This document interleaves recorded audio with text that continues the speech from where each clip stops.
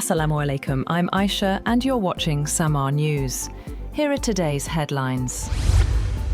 Iran has instructed Yemen's Houthi movement to prepare to block the Bab al-Mandab Strait if the United States attacks Iranian power infrastructure. According to a Reuters report, citing 3 informed sources, the proposal has been discussed within Iran's leadership, with the message recently conveyed to Tehran's Houthi allies by senior Iranian officials. A source close to the Houthis told Reuters the group has already deployed missiles and drones near the Bab al-Mandab Strait and is awaiting orders to begin attacks on shipping if instructed.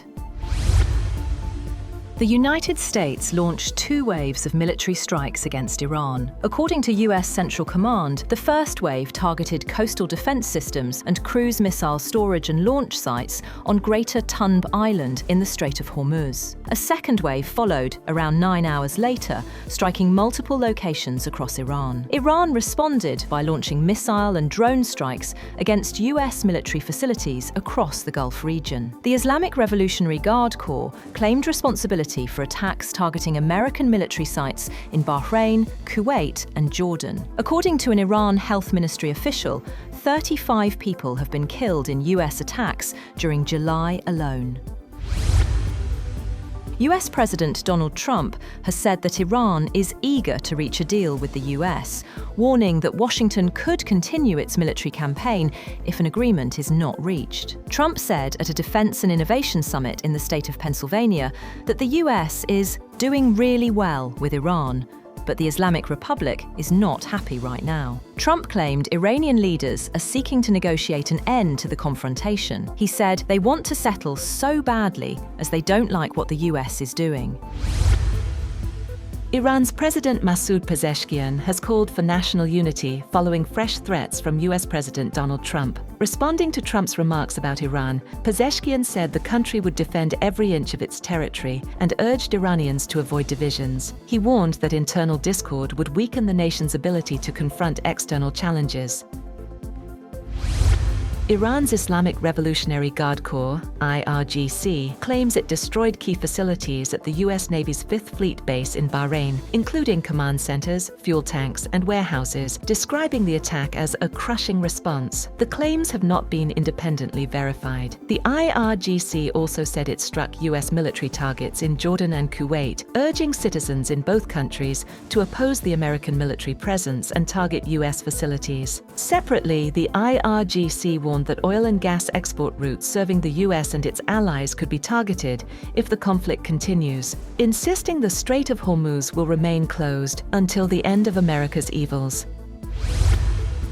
British Prime Minister Keir Starmer has pledged €300 million to help equip Ukraine with a squadron of 16 Swedish-made Gripen fighter jets, making one of his final commitments to Kyiv before leaving office. Starmer, speaking during a visit to the Ukrainian capital, said Britain would work with Sweden to deliver the aircraft to help defend Ukraine against Russian attacks. The package includes pilot and engineer training, simulators, spare parts, and other equipment needed to operate the aircraft.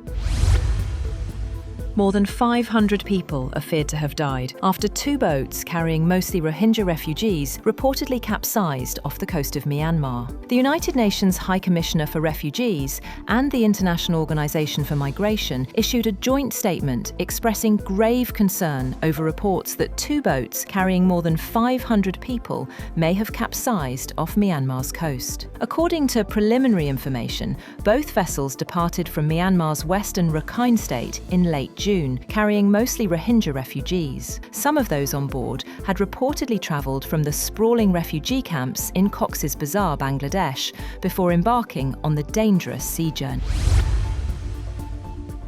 US Vice President J.D. Vance has said that Israel is losing the public opinion battle in the United States. During an appearance on the Joe Rogan Experience podcast, Vance said US leaders should not allow foreign governments to affect the judgment of American policymakers. He alleged that a foreign influence campaign sought to derail negotiations he was conducting with Iran. He added that members of the Israeli government had sought to influence US policy because they wanted military operations to continue.